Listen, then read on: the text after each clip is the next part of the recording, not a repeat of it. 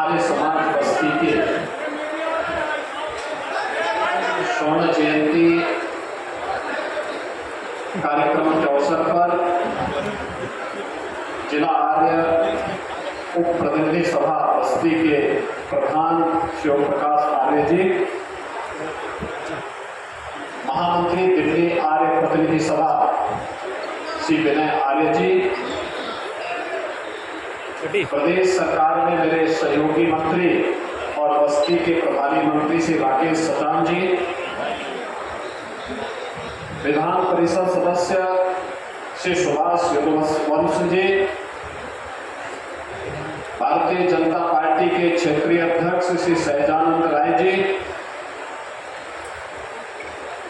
कार्यक्रम के संयोजक वैदिक प्रवक्ता बाराबंकी से आचार्य सुरेश जोशी जी, आज के इस कार्यक्रम में उपस्थित आर्य समाज के सभी पदाधिकारीगण, जिला पंचायत के अध्यक्ष श्री संजय चौधरी जी, माननीय विधायक श्री अजय सिंह जी, भारतीय जनता पार्टी के जिला के अध्यक्ष विवेकानंद मिश्र जी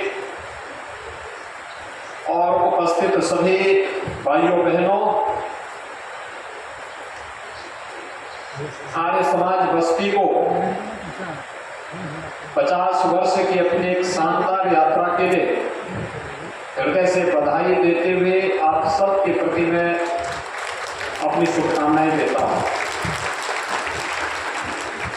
मैं विशेष रूप से अभिनंदन करूंगा श्री ओम प्रकाश आर्य जी का और उनके परिवार के सभी सदस्यों का, उनके सभी सहयोगियों का, जो लगातार अपनी परंपरा के साथ जुड़ करके उनके पूर्वजों ने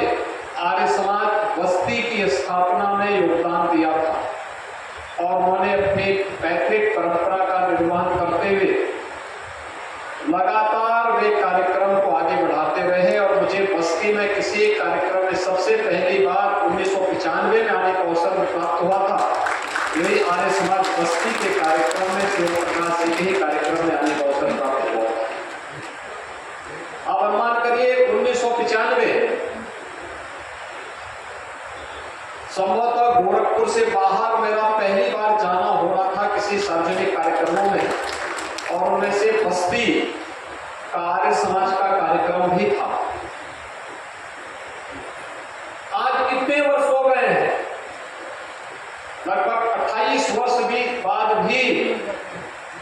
उसी ऊर्जा के साथ, उसी प्रतिबद्धता के साथ, उसी निष्ठा के साथ आर्य समाज के मूल्यों और आदर्शों को आम जनमानस तक पहुंचाने के लिए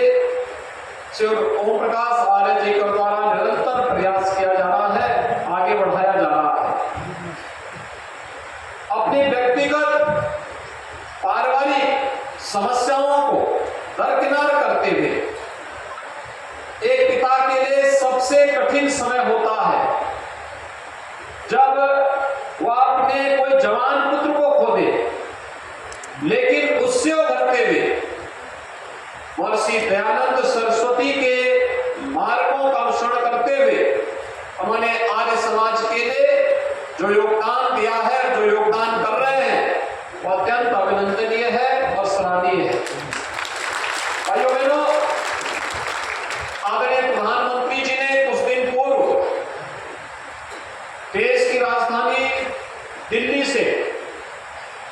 महर्षि दयानंद सरस्वती जी के त्रिशताब्दी वर्ष के कार्यक्रम का शुभारंभ किया था और आर्य समाज के इस कार्यक्रम के माध्यम से देश और दुनिया में फैले हुए लाखों आर्य वीरों को जागृत करने का कार्य किया था। आर्य समाज भारत का एक जीवंत आंदोलन रहा है और आंदोलन की शुरुआत कौन कर रहा है और उस आंदोलन के साथ चलने वाले साथी कौन है, आंदोलन की दिशा उससे तय होती है, उसके परिणाम भी उसी से तय होते हैं। जब मैं आर्य समाज की बात करता हूं तो मुझे देश की आजादी के आंदोलन की याद भी आने लगती है। भारत के इतिहास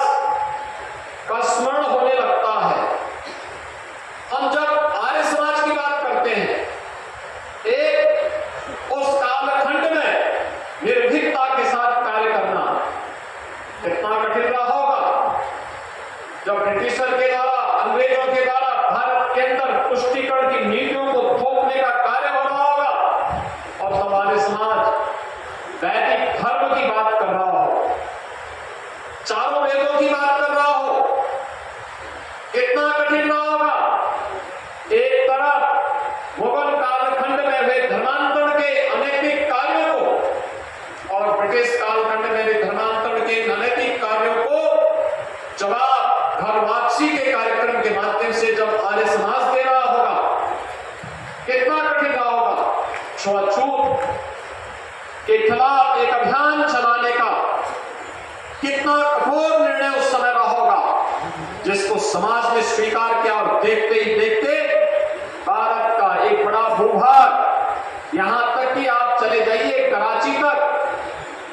वहां पर भी आर्य समाज का वही बोलबाला था जो आपको बस्ती में सुनाई देता है।